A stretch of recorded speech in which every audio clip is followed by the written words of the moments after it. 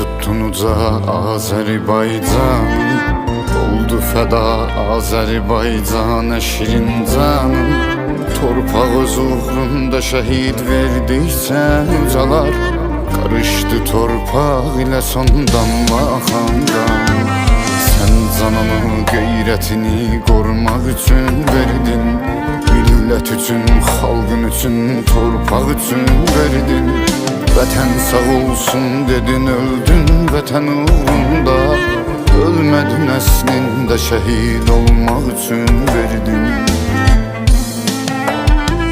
Bizdə nə qorxu, nə təlaş, ədalət haqdır bu savaş.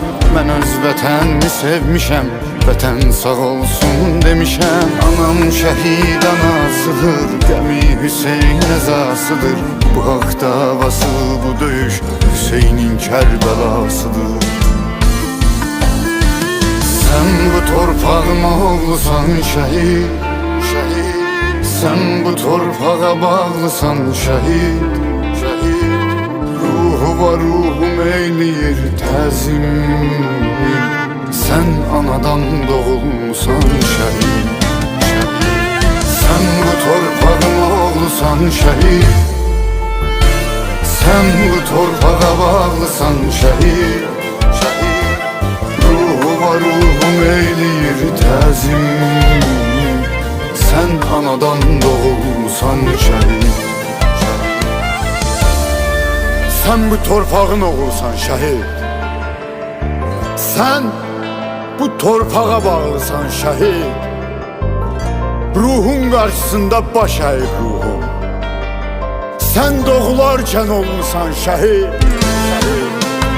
Kaş mənim də anamın dərdi şəhid analarının dərdi qədər olsun. Zəfər Allah'ın, zəfər Azərbaycan ordusunun olsun.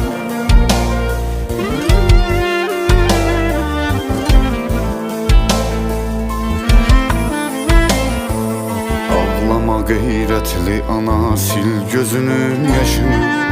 Sən şəhidin anasısan, dik tutasan başını. Elə bir oğul fəda eylədin ki bu torpağa. Xalq öz qəlbindən ona düzəltdi başdaşını. Sən Həzrəti Fatimənin dərdinə yanarla. Düşmana göstərmə bu göz yaşı nihanarla. Oğlu susuz oldu şəhid Həzrəti Fatimənin. Dərdini qoş Fatimənin dərdinə qan ağla. Azərilərdir bu diyar, Gəncə İmamzadəsi var. Rəhim Əmir Möhsüm ağa dəfn olunub bu torpağa. Canı fəda et vətənə, vətən oğul desin sənə. Hüseyn, Hüseyn şüarımız, şəhadət iftixarımız. Sən bu torpağın oğlusan şəhid, şəhid. Sən bu torpağa bağlısan şəhid, şəhid. Ruhu var, ruhum eyləyir təzim. Sən anadan doğulmusan şəhid, şəhid. Sən bu torpağın oğlusan şəhid.